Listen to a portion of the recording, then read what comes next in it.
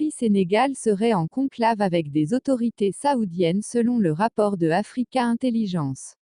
Les médias ont relayé des informations déroutantes concernant le mouvement #FreeSénégal ce matin. Il semblerait que 9000 comptes Twitter avaient stimulé la tendance depuis l'emprisonnement de l'opposant sénégalais Ousmane Sonko. Selon la lettre Africa Intelligence, la présidence sénégalaise aurait reçu les preuves de l'implication de 9000 comptes Twitter d'origine saoudienne dans le soulèvement populaire de mars, qui s'était joué en partie sur les réseaux sociaux. Des notes techniques auraient été remises au chef des renseignements sénégalais.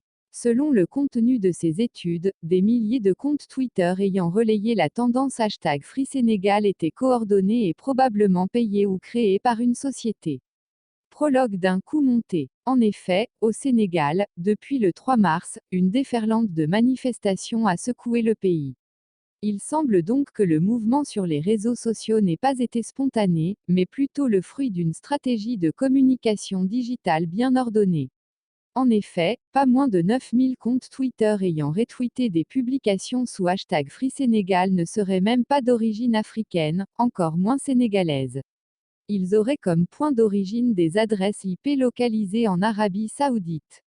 Selon l'article d'Africa Intelligence, les rapports qui affirment ces faits s'étaient basés sur des outils accessibles. Leur véracité ne peut donc être qu'établie. Les comptes saoudiens étaient clairement coordonnés, car ils seraient tweetés entre eux. Avant le 3 mars, ces 9000 comptes traitaient de sujets différents. Il serait donc opportun de se demander si des citoyens saoudiens avaient financé ce mouvement. Ou même, si l'État saoudien soutient, en coulisses, Ousmane Sonko.